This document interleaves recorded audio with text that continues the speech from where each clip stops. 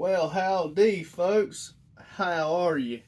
Well, what's with the get up? Well, today I wanted to introduce y'all to aftermarket gun. I don't believe that I've done a video on it, and to be honest with you, I'd rather make the video than go back and check to see if I have.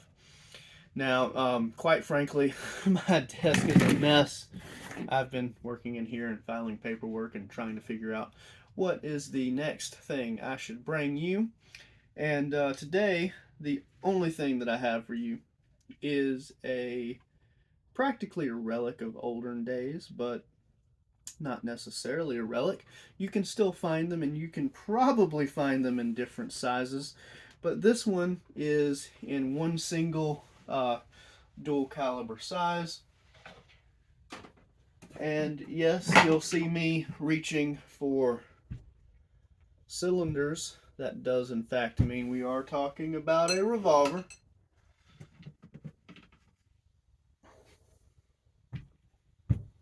And we're talking about probably my favorite revolver.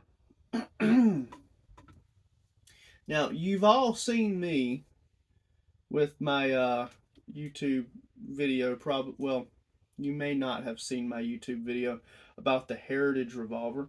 This is the Heritage revolver after I have put in the golden trigger, the golden cylinder, the golden hammer. Sorry, said those backwards. The golden trigger, golden cylinder, golden hammer, and golden cylinder pin. So I've done a little bit of an upgrade to my open carry revolver here, and there's still one missing under the hammer because, of course, revolver, you pull the trigger, rotates in, so the gun is safe. And I have it on safety, and I have it in my private room where the only thing that comes in here with me is my beloved Baymax. Come say hi real quick. The only thing that comes in here with me. Not the cat, not any other member of the family, just me and my trusty little furry friend. So, I trust the gun to be sitting there long enough for me to tell you about its brother, the Heritage 22 Magnum carbine. Now, the cylinder is empty, but with disregard to whether or not the cylinder is empty, we're going to always treat it like it is not empty. So instead of me playing with it, dry firing it, and messing around like you might would see in a number of other videos across YouTube, I just want to give you a very quick overview that this gun is quite literally the same as the Heritage revolver.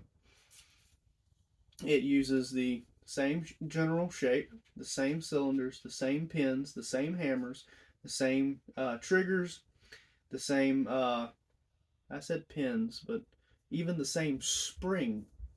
Most of the repair parts that you would use on the Heritage revolver are going to be the same repair parts that you would purchase for this.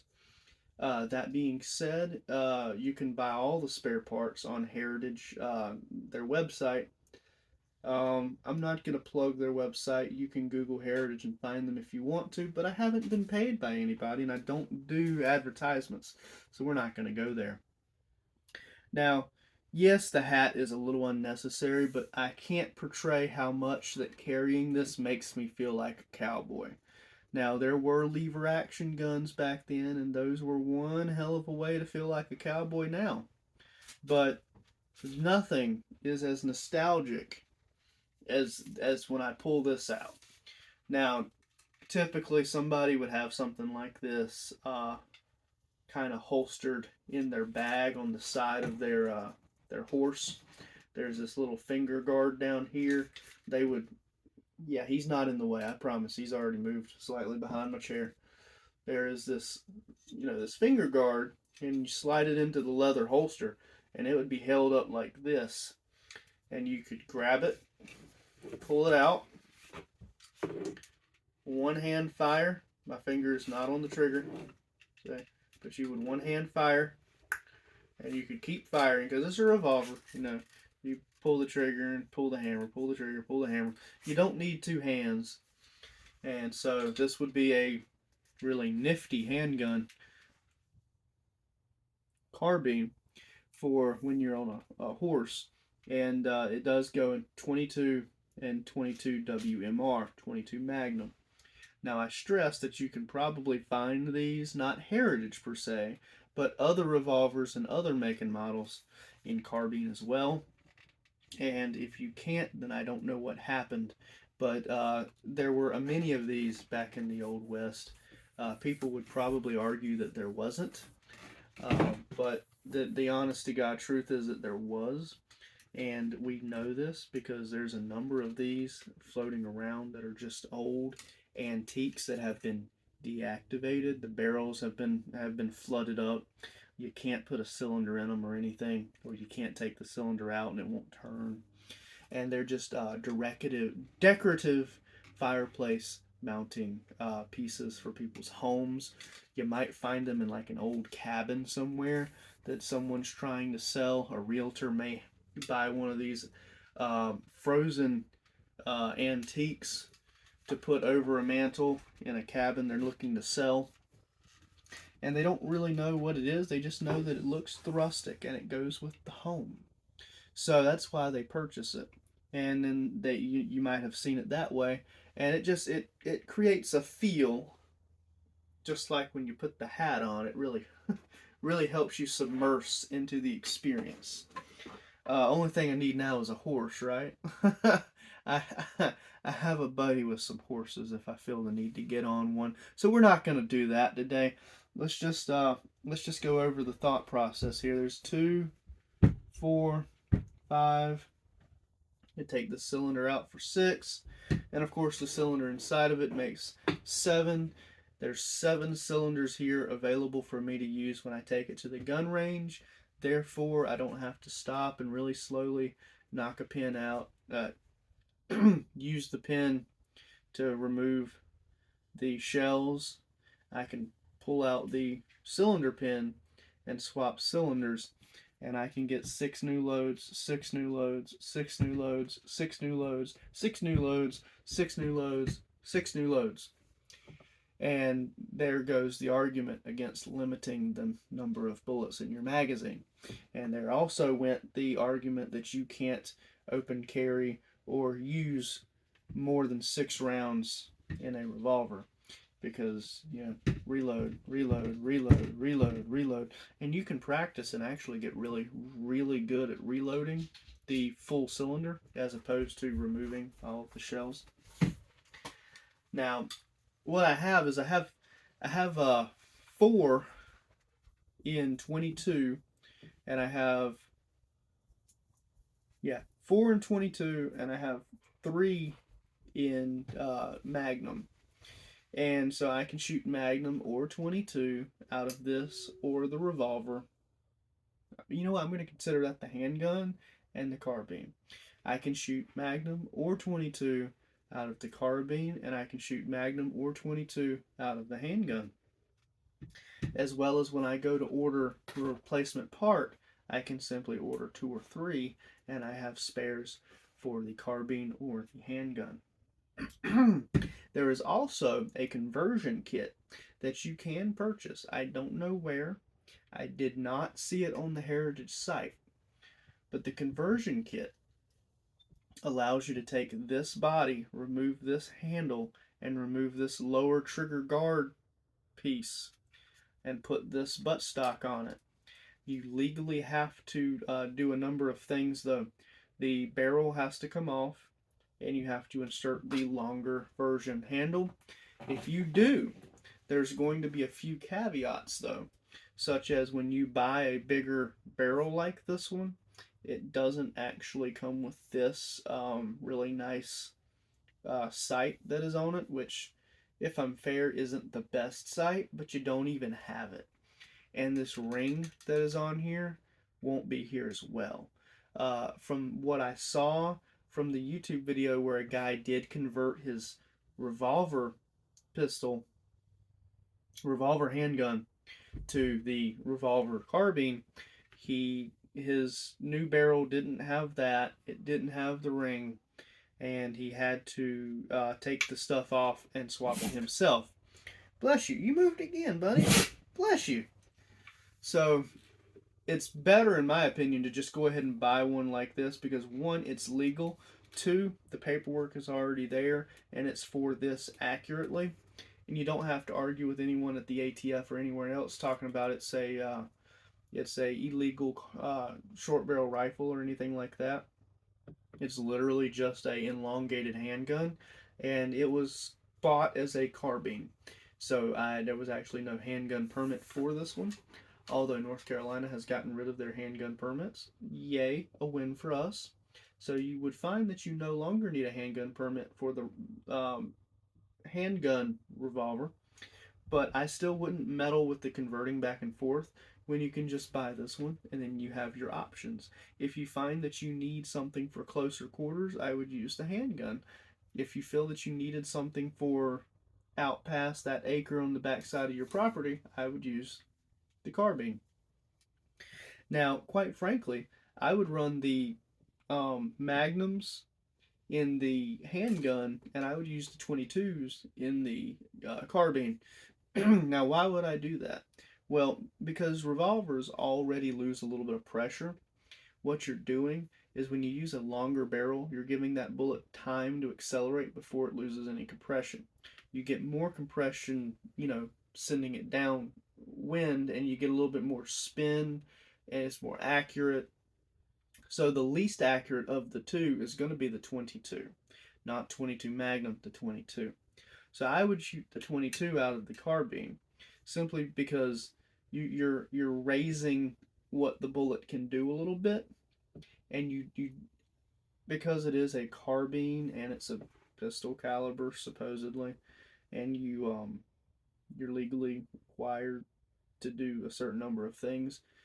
For me to keep this around the house and to keep this loaded, which it's not now for the sake of the video, but for me to do so, I don't want Magnum to hurt any of the neighbors, which there's a couple fields out here, but there are some neighbors in certain spots, and I wouldn't want to accidentally, in self-defense or any other situation, move it real quick and fire, and turns out there's a person back there.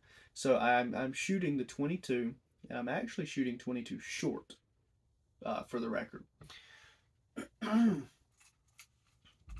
For some of you out there, 22 long and 22 short. I'll show you at the camera in just a minute, but it'll get the acceleration that it needs to do what it needs to do. And some of you would argue that that just makes this pretty much a BB gun, but at least it's safe, and I have some distance between me and the person or thing that I'm shooting. I promise you, no one wants to be hit by a 22 short. There's no one willing to be hit by a 22 short. They do kill. Shot placement is a thing, and I'm gonna just lay that down there, just long enough for me to show you the difference. Oh, hey, buddy, be careful. So there's the 22 long, and there's the 22 short. Now Magnum is bigger.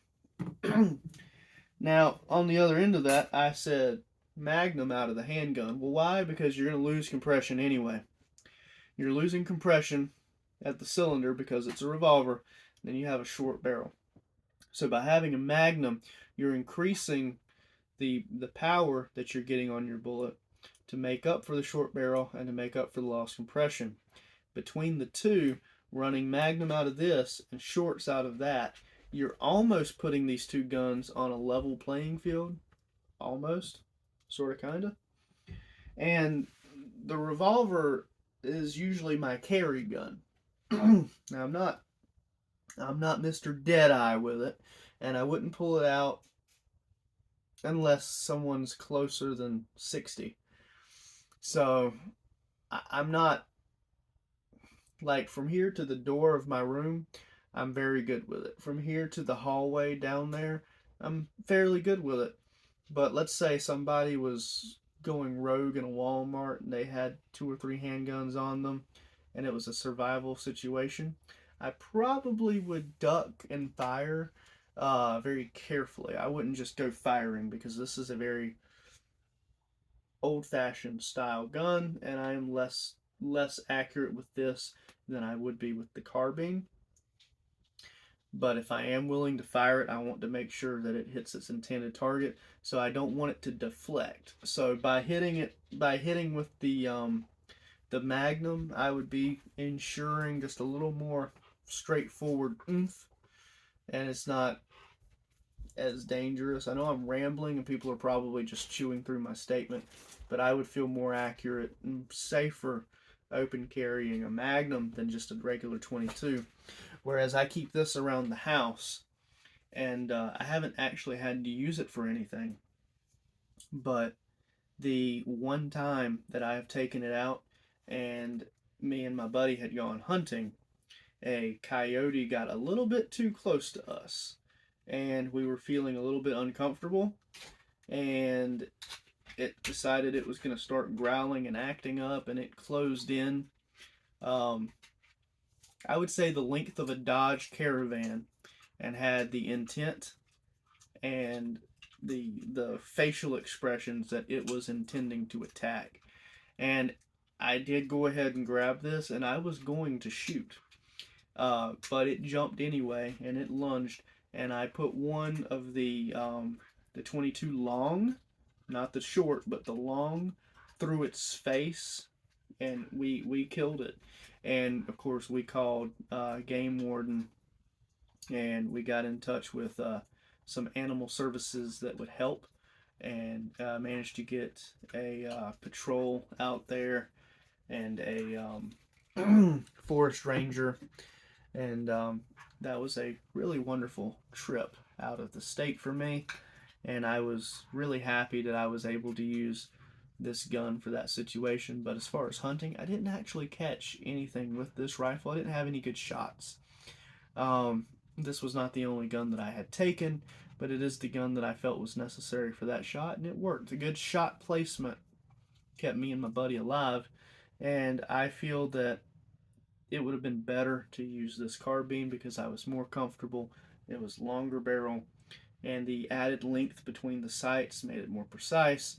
And of course, I'm choosing to keep shorts in it here because we're in a smaller area than we were hunting. So my ammunition has been changed based on my surroundings. My ammunition has not changed based on the ammunition. I know this ammunition is less, and I also know that there's people out there that want you to go ahead and carry a 357, a 30-06, a 380. I have these ammos. I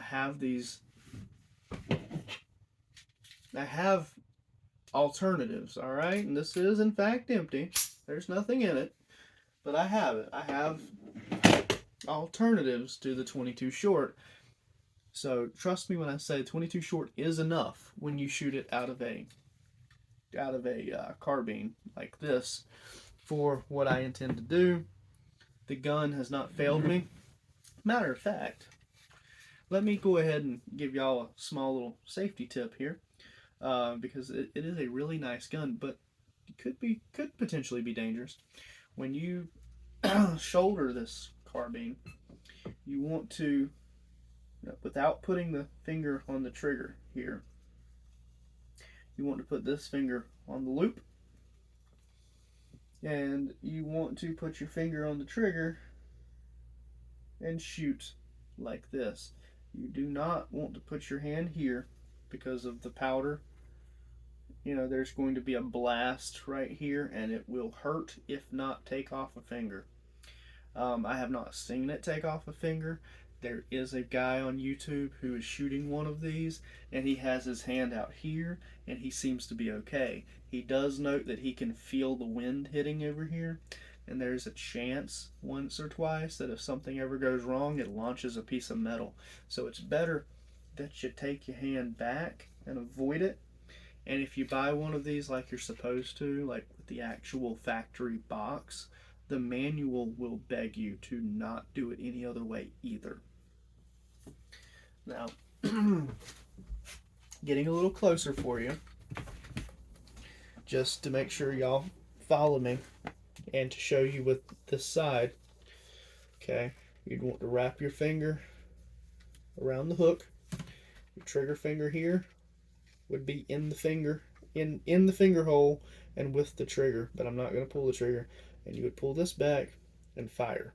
Now it's also on safety, so you would have to take it off safety. Okay, but you do not want to do this because you can see it's covering that blue barrel. That means that's, you know, where the stuff is going to come out, and it's unsafe. That's the only thing that's unsafe about it. But it is a very nice addition to a gun collection. It's a very nice addition to a cowboy collection. It's a very nice backyard gun. You can plink with it. It's for those of you who don't know, plinking is just taking bottles and beer cans and cans that you had some corn in and sitting them up in a row somewhere and just taking them out one at a time, just for fun. It's not even technically target practice. Um, but it is a very nice gun. It has saved my life, and for all intents and purposes, the cylinders swap really nicely. You just press the button and pull the pin out. Try to do this nice and slow. Okay, with the pin out, of course, you have to open the bullet release gate and pull the pin. Pull the cylinder through, and then you would take a loaded cylinder, and of course there's this orange thing that I keep on them. Now this one has bullets, so I don't want to put it back in, but just assume that it was that one. Pretend it was that one. I'm going to put this one back in. You would snack it in place like that. Pull the hammer back one click so that it can rotate. Then you'd want to make sure that you find a dead cylinder. Okay. You would close the bullet gate. Put the firing pin, cylinder pin, put the cylinder pin back in. Press the button to do so. Wiggle the cylinder a few times to make sure that it's on. And you might even click through to ensure that everything rolls. But make sure it ends back on the dead cylinder. Place your finger on the trigger first. Sorry. Place your finger on the hammer first. Press the trigger to release and lower the hammer back down in place. Now you can do all of that with the safety on like I did. And as long as the safety is on, there's a guard that prevents you from ever hitting the hammer. And you won't hit the hammer, so you can't accidentally discharge. And with that, you can freely spin this and feel comfortable that nothing will happen. I will still say don't flash anybody with the muzzle, but you can do all of this nice and safely, just the same as you do with your Heritage revolver handgun.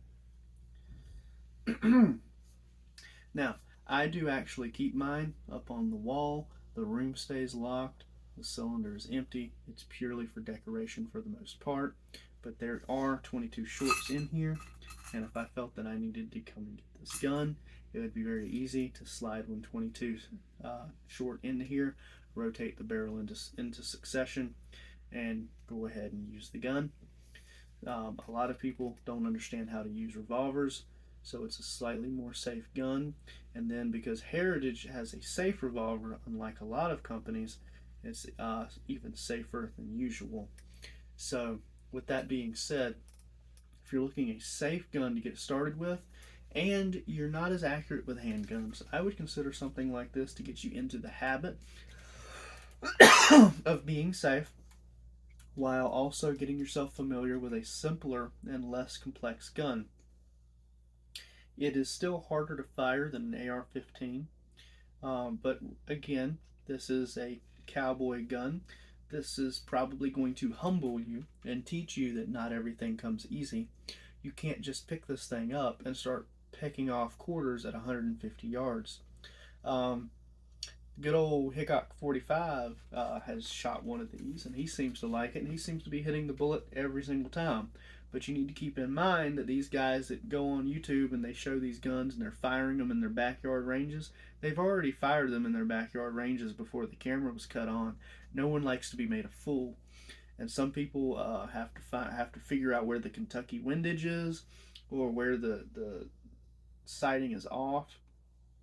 With these sights, the only thing you can adjust is the back dovetail. The front sight is fixed. So if it's off any by the manufacturing design, then it's just going to be off, and you have to find that Kentucky windage and just go adjust. And there's really nothing you can do about that. There's a lot of people who have complained that the Heritage 22 requires a lot of Kentucky windage because they seem to be factory off just a little bit, left or right, depending on who's saying it.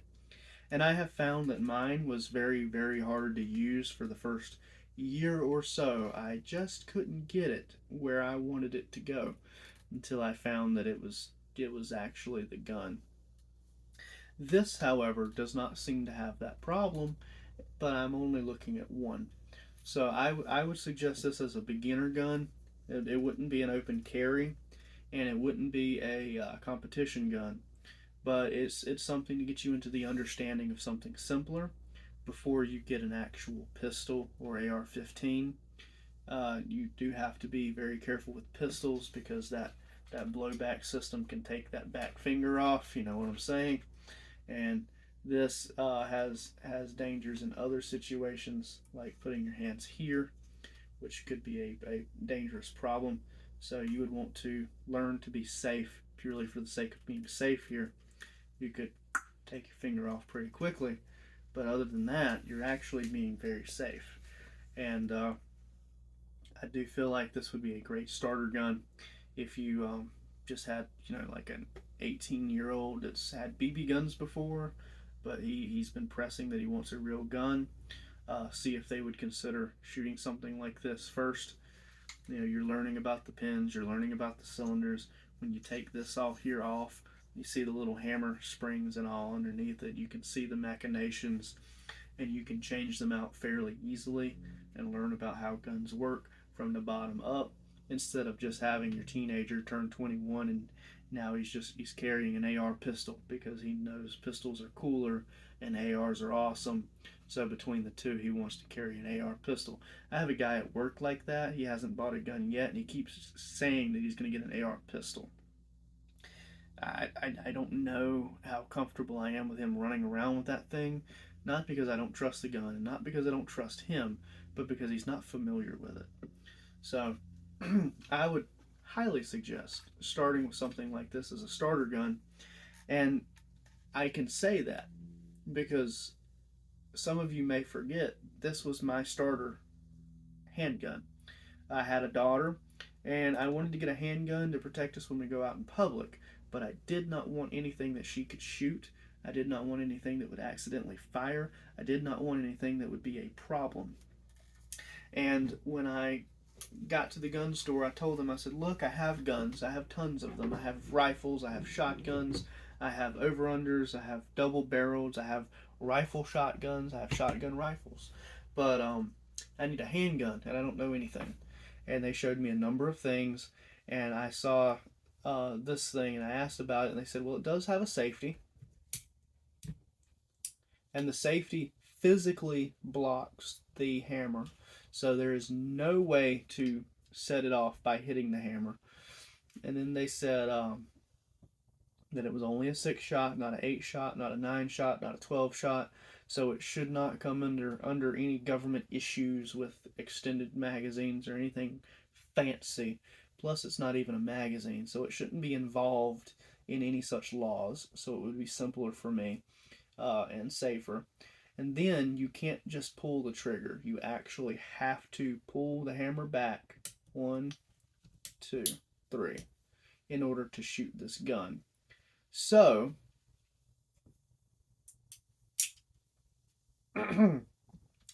that means unless you do exactly that, you can't fire it, which means if you don't know that about this gun, unlike most guns, you can't fire it. On top of the safety that most revolvers don't have, and when you carry revolvers, you're probably going to hear people ask if there's one under the cylinder because the hammer can hit the cylinder.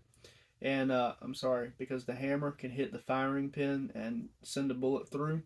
Well, because the physical block here You can carry one under the hammer if you choose to, which will give you 6 rounds. What I do, on top of making this thing as super safe as possible, is I carry with this and the carbine a dead cylinder, which means there's no bullet in there. But the amazing thing about revolvers, and follow me on this, so there's no bullet in the cylinder. What did you just see the cylinder do? Exactly. The cylinder revolved. Now, what does that mean? Well, if you had the bullet over here on the side, because you have 5 instead of 6, and the dead cylinder is the one under the hammer, as soon as you pull the hammer back, the bullet is now in place where the hammer is to be fired. So the minute you decide to pull this out of your pocket, you're already pulling the hammer back as you draw it. You've cocked your gun. This is not some 9mm semi-automatic gun where you got to rack the damn chamber with both hands and you look stupid in a last minute altercation. No, no, no. You've already got your gun ready to fire, and it was safer to begin with. And then lastly, because it is what it is, it doesn't look as amazing to younger folk. Teenagers, kids, they're less likely to grab this because no one seems to care about the old days anymore and the old ways and westerns. So this is just, daddy's ugly old antique that no one wants anymore. You don't find people collecting coins. You don't find people collecting antique signs. You don't find people collecting anything anymore. This is a hunk of scrap from the past that no one wants. Now, I could practically leave this out in the middle of a street somewhere, and most people wouldn't look at it twice. People only look at it when I'm open carrying it, oddly enough. I'm not telling you to leave a gun out in the street, but we had went over, me and the gun guy behind the counter. I said, if a freak accident was to happen, if absolute freak accident was to happen, and somebody had tied me and my woman up so that we couldn't stop my daughter, and the person took my gun and put it on the floor and said, let's play a game and see if she hurts herself. Because that's the only scenario in which my daughter's going to get her hands on a gun. Well, we at the gun store thought about it and thought about it and thought about it, and this was the safest gun in there, that if you picked it up and knew nothing about it, you couldn't shoot it. Because if you cock it back 3 times, it won't fire. If you cock it back 2 times, it won't fire. If you have the safety on, it won't fire. And if you have a dead cylinder, you can't fire it. So with that said, this was a very safe gun. And it's so quick to change out a cylinder. Snap, click, click, pull, swap. So you're not losing anything here when you change cylinders, and you can carry a spare cylinder with you. It's really not a bad gun to have. And that I started with it, so I got my little bit of humble pie when I took it out to the gun range and couldn't hit shit. And I mean that sincerely. I couldn't hit shit because there is no back sight. There's the front sight and there's a divot in the frame at the top. And you don't know if you just want the thing to sit in it or if you want it to raise up to the barrel. You don't know a damn thing when you just pull it out of the box and start shooting. Therefore, it was a very humbling, daunting task for me to learn how to use that revolver and shoot it accurately. And I would say that is still present in the carbine. And because it's still present in this carbine, I believe this is a truly safe gun that can be used by any individual that knows how to use it. It's kind of like my Behrman Derringer, in which the trigger doesn't go in. The trigger kind of has to go down. You can pull that thing like a mule, but you're not going to get that trigger to actuate unless the motion goes downward. and I don't know why they did it that way. And it's not physically going down, but you have to apply the force downward to get the trigger to go inward. It's weird, and that's not what I'm here to discuss, though. So, this is a very safe gun. I have already bet my life on this gun. This is a very safe gun, and I have to give it. I have to give it 3 out of 5. It's not what every gun is, and the setbacks are what makes it cool. But cool factor is not what I use to decide on something getting stars. So it gets 3 out of 5. 1 star for safety, 1 star for quality, and 1 star for longevity. Because it definitely seems to be a gun that could last a long time. It definitely seems to be a gun that works simply, and therefore it's not likely to mess up anytime soon. It's not going to break, and quite frankly, is definitely safe. So I trust this gun completely, and I genuinely enjoy shooting it, and I'm happy to be able to share it with y'all. If you have an interest and you see one at a place that allows you to shoot guns before you buy them, I highly suggest you taking it to the range portion and having someone show you what to do and give it a couple shots. Even if you don't intend to buy it, that way you can say that you've done it and how fun these things are to shoot. It's different because of the way you hold it. It's different because it's a revolver. It's different because of the sights. But let me tell you something. If you manage to get a bullseye or knock a can off a log at 150 yards with this thing, you will feel like a champion. And then your buddy that picks it up that just can't figure it out, he's going to be a little bit frustrated, but you're going to feel like your testicles are the size of your head. I tell you what, it is a bragging rights phenomenon, and it's a fun gun. That being said, I don't believe I paid no more for the carbine than I did for the handgun. I believe I paid 150, maybe. A little bit of sales tax on there, not sure. Now the handgun, I'm sure costed a little extra between the background check and the pistol permit that I had to use to get it when I got it, because I got it so long ago now. But they are really fun. Give one a chance if you ever run into one, or if you have a buddy who's been trying to get you to fire it. Go for it. Go take a shot and just see how it feels in your hands. You may not like it, but you might, especially if you like the old South.